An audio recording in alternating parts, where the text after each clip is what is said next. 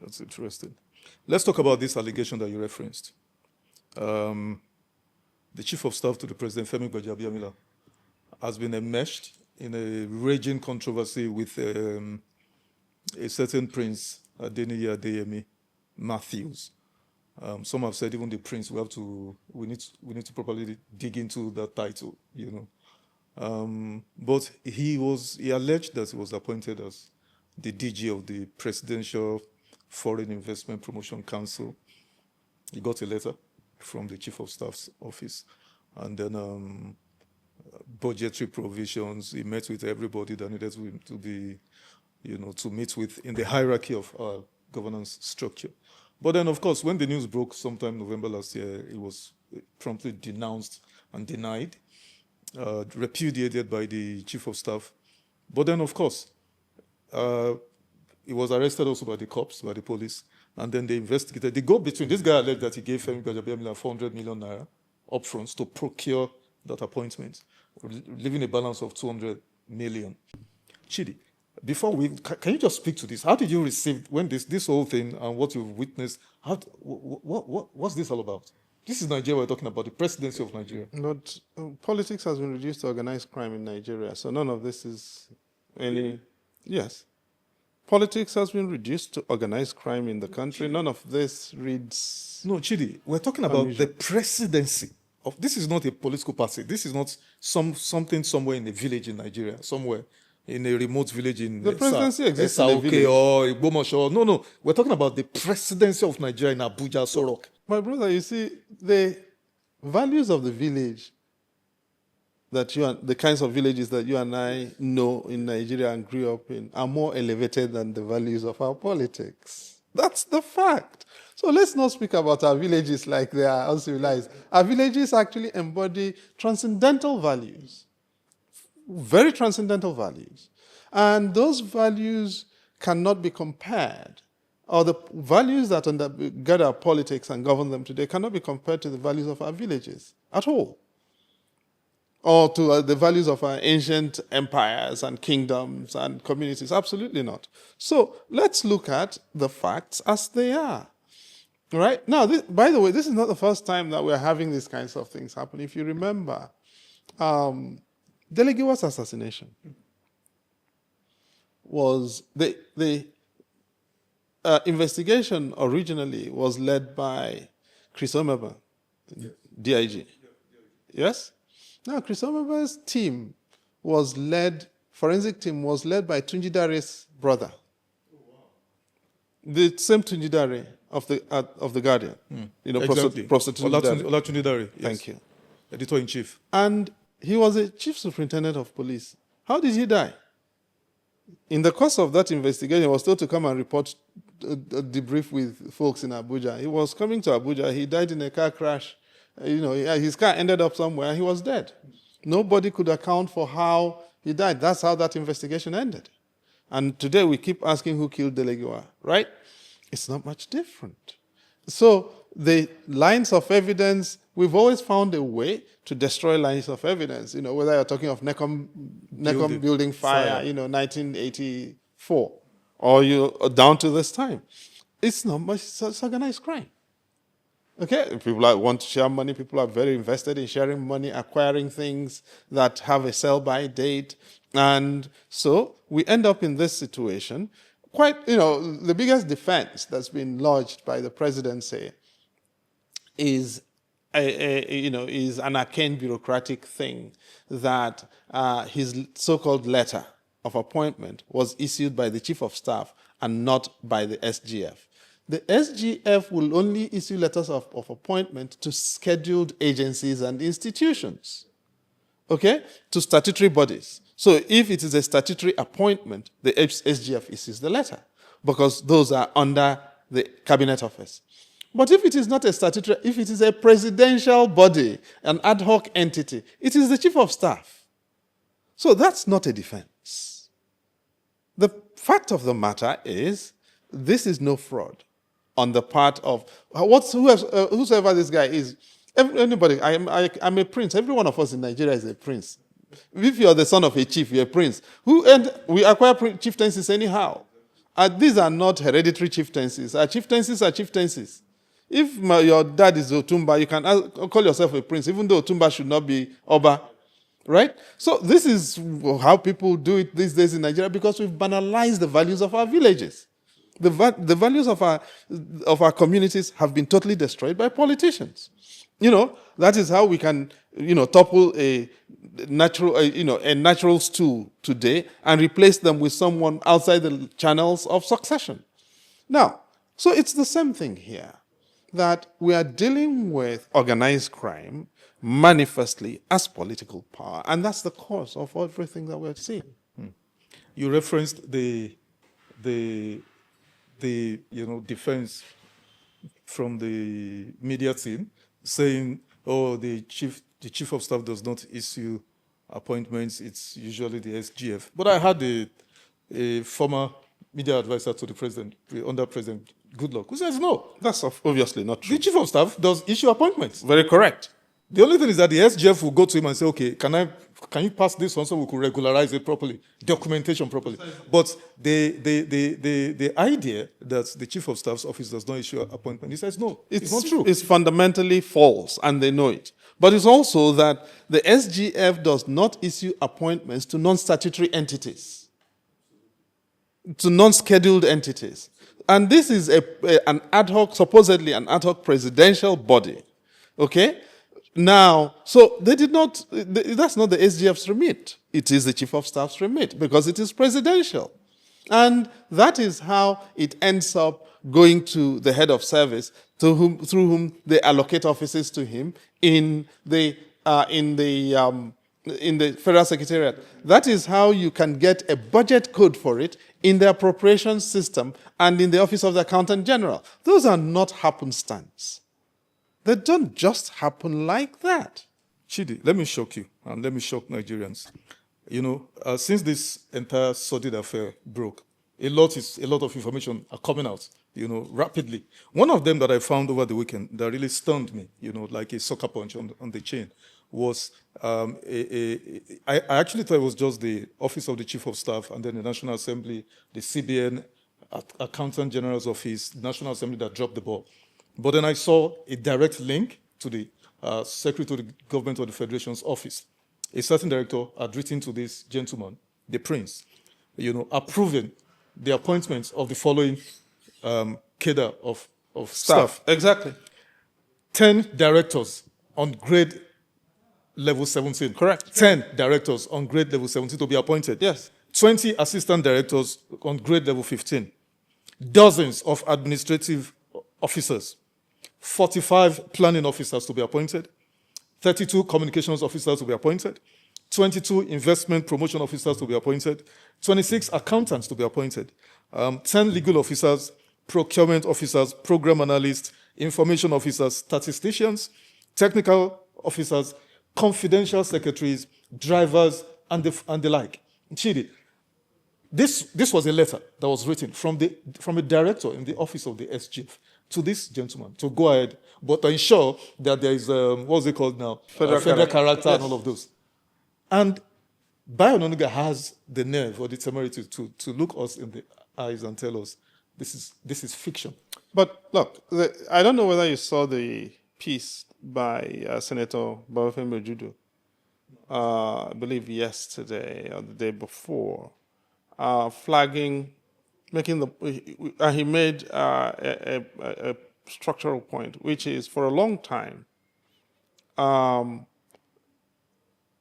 racketeering in high-level appointments in Nigeria has been happening, right? Corruption or pay-to-play appointments has been the order of the day. And I'm sure that, given how long you've been in the business, you've heard previous allegations of people paying to be made ministers, people paying to become presidential aides, director generals, and all of that. This is all part of a pattern that has a history that predates the current administration. This administration quite manifestly has deepened the pathology and has made it a heck of a lot more indiscriminate. But this is nothing new. The idea that someone may have been required to pay 600 million for a presidential appointment issued under the hand of the person who, to whom the money is meant to have been paid is not new and is not shocking and cannot shock anybody in Nigeria. That tells you how low we have sunk. No, Chidi, I beg to differ with you on the last bit of what you just said now. Yes, the rapacity of, appointments purchase in our institutions is common. It's common now, It used to be strange, but now it's common. It's actually accepted now. Just like, parents are buying results for their kids and all of those. But what makes this an outlier in its perfidy, in its sordidness? This is a ghost agency we're talking about here. We're not talking about ghost work, we're talking about ghost agency. Quite manifestly, and we've got to, we cannot continue to do it is not my portion as public administration in the country. What does the evidence say? The evidence says that there is an organized crime ring in the presidency. Unquestionably the case. There is no ghost anything. As I said, if we were dealing with just pictures, and even a letter from an odd, high-level entity saying, okay, travel to that place, I'd say, yes, there's a ghost agency. But you do not get an account in the central bank as a public entity as a ghost agency. You do not get to stay in the Federal Secretariat and office as a ghost agency. For over a year. And you surely do not get a budget code as a ghost agency. That is manifestly nonsensical. Okay, I asked you before, Chidi, and we'll have to come back to it again. How did this so-called phantom, MDA, waltz its way through the National Assembly? Organized crime. And in any case, the current National Assembly is anything but national or an assembly. And if it's an assembly, it's not a parliamentary one. It is, many people have called it rubber stamp, but I think that is actually abusive of rubber stamps. I think this National Assembly is a disgrace. First of all, and that we've seen several instances. The latest, of course, is the State Police Act or Amendment Bill, right? But now the trial run, the test run, of course, was the national anthem. Changing the national anthem in less than 24 hours. No, and you see, I don't believe that people understand what that fully what that signifies. If you can change your national anthem in less than 24 hours with no public hearing, no public consultation, no public involvement, it tells you we don't have a country. Because a national anthem, you don't flip national anthems at a whim. A national anthem is fundamental to the construction of a national identity, okay? To the projection of a national personality and to the definition of the kind of country you want to build. If you are changing it, you're saying, folks, my people, we need to rethink who we are and where we're going. You don't do that on a whim.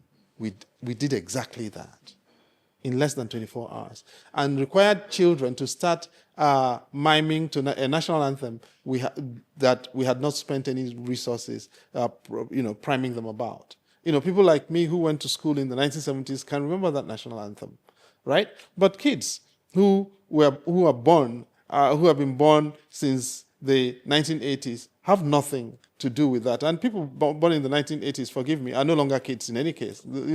Some of them right now may even be, some of them may be grandparents, of course, depending on when they became, active. Yeah. Now, this is the point. So we did that. And everybody thought, that's the way it should be done. And so what have we done? And so we then developed a trajectory of magical legislation, right?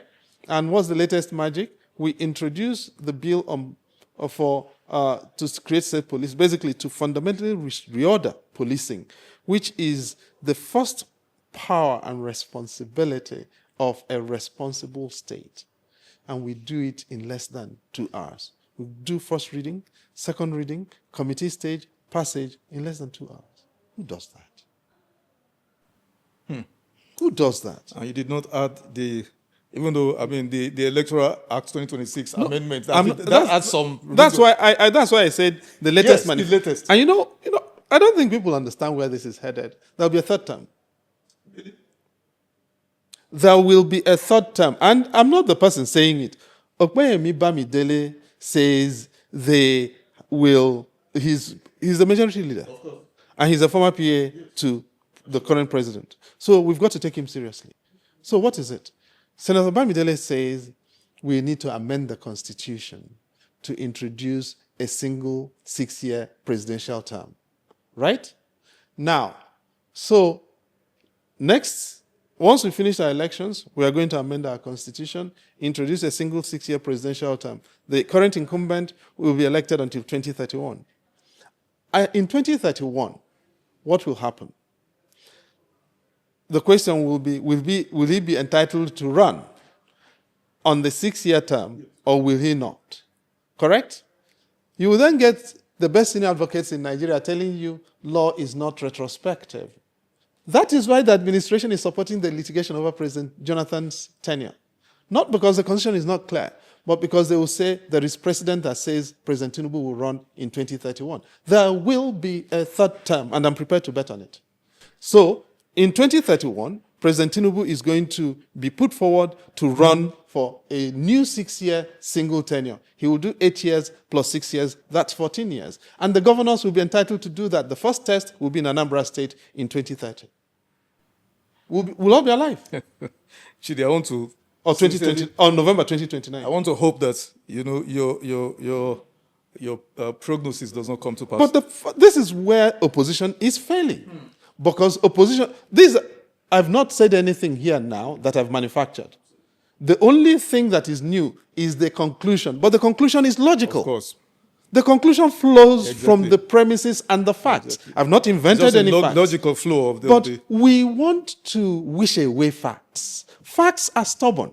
Okay? What are the facts? The Constitution is very clear. But the administration is supporting the litigation to say President Jonathan can run. So that when its time comes, it will say, we did not establish this precedent. It's already been established. That's the only thing new here. And that precedent will support the fact that in 2031, President Tinubu, if there is a 6-year amendment, single tenure, President Tinubu can take benefit of it and run for a new 6-year term. And the judges will say he's entitled to do that because there is precedent. That is a scary proposition. Let's wrap up on this, Chidi. Some are calling for an independent probe to be set up maybe by the president. Or what is independent probe? An impartial body. Where? Outside of the presidency or the bureaucratic structure to probe. Independent National Electoral Commission, right? No. I mean, maybe such as yourself, I mean, you are the chairman of the National Human Rights Commission, I know. I mean, people like Femi Falana and all of those. It nearly killed me. Under an administration, mind you, that was very benign. Exactly. Nobody can do that under this administration. Nobody can try under this administration what I did as chair of the National Human Rights Commission. Absolutely not. And I've spoken to several colleagues off record, of course, in the system about what their experiences in this administration. I cannot say it on set. Okay, so what's the remedy? How do we get out of this? I mean, this cannot be swept under the carpet. This cannot just be allowed to go like that. Who told you it cannot? Why cannot? Can it not? I expected in other environments, and I don't want to mention names, but I mean, so that I'm not accused of, show. I mean, in America, for instance, in the UK, they don't take instructions from political prime minister, president before they do their jobs. Here, right now, we do. So the ICPC, the EFCC, what are they waiting for? Well, the EFCC has become totally risible, with all due respect. And I have many friends who are there. The fact of the matter is that the EFCC is no longer a capable institution. Again, I'm just reading the evidence. The EFCC is now chasing cross-dressers. It is going after apprentice Yahoo boys. It is going after apprentice sex workers, right? Now, now you look at the situation. A man who was convicted of stealing over 8 billion naira in 2006 money, is the chief whip in the Senate. And what happened? They invented a technicality to discharge him at the Supreme Court. But the Supreme Court that invented that technicality could not even acquit him. That means they tarnish, the consequence, the understanding that it's not longer possible for him to live with the presumption of innocence exists. All right? So that is that. The Yahaya Bello, the former Governor General, as I call him, of Kogi State, has a ticket to go to the Senate while undergoing trial on charges running into scores of billions. 110 billion. Yes. He's got a ticket to go to the Senate. Correct? And the international school into which he laundered some of that money is offering to return over $1 and a bit billion naira to the Kogi State government. Yes? While all of that is happening, who are the people that EFCC is chasing? Bobrisky. As I said, apprentice Yahoo boys carrying laptop computers. And who wear dreads. Right? And who wear dreads. Correct? Or who have plaited their hair. That is the amount of derailment that the anti-corruption agenda has suffered in the country. And we're supposed to look at that and think that's normal. Now, they will, of course, say, well, they managed to procure the conviction of the former Minister for Power. What's his name? Saleh Mama. Yes. Right? For 33 billion US dollars. Like that, yeah. 33 billion naira. Right? So, first of all, who knows Saleh Maman? He is not in the first, second, or third division of the people we are dealing with. Okay?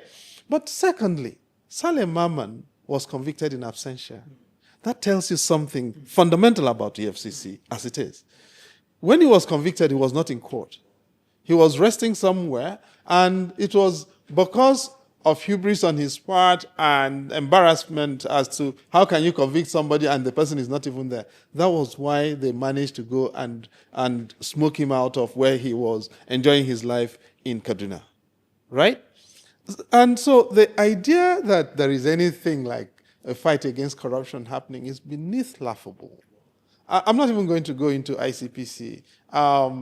So they've now got active, arresting the former minister for science and technology, right? Who is alleged to have forged the school's university degree and all of the certificates. That was a man who was cleared by the National Assembly, right? And went through security screening, 3 years pretty much of ministerial service before all of this came through. Where were they while all of that was happening? And why is that happening now? Because he and his state governor are fighting over the entrails of APC in southeast Nigeria with Hope Uzodinma. That is the context to this.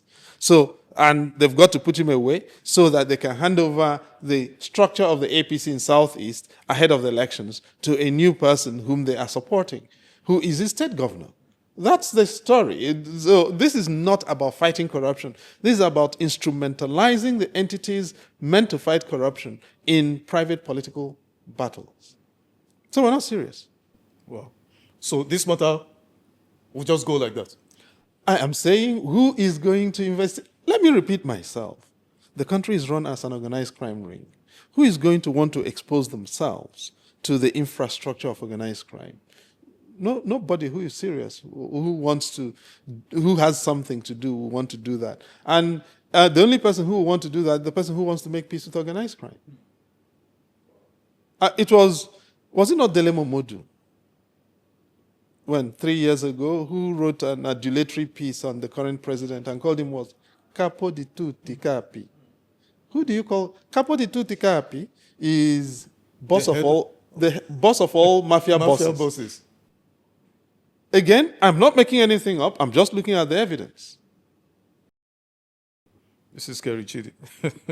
Well, I hope you're wrong. That's what I can say. I also wish because to the police are actually taking this guy to court. I you wish know, to be wrong. Because, but something lends solid evidence to what you're saying. This guy was arrested November last year when all of the shenanigans blew. But it was after that arrest that I actually got the CBN code and all of that. No, the budget code was after that he got the budget code. By the way, let's be clear. The Nigeria Police Force is not an incapable institution. When they are willing to do work, they do work. The SSS is not an incapable institution. When they want to work, they work. But what is it? We've got bandits. We've got terrorists. They're arresting Shawore and sending him to jail. Or they're arresting Tunda Yeni. Or they are keeping Nasir El-Rufai. I mean, it's not like he's a man whom I particularly love. But we know why he is in detention, right? Now, so those are the people around whom we are wasting the assets of law enforcement. We are not using law enforcement and our security capabilities to protect the country. We are using them to settle political scores.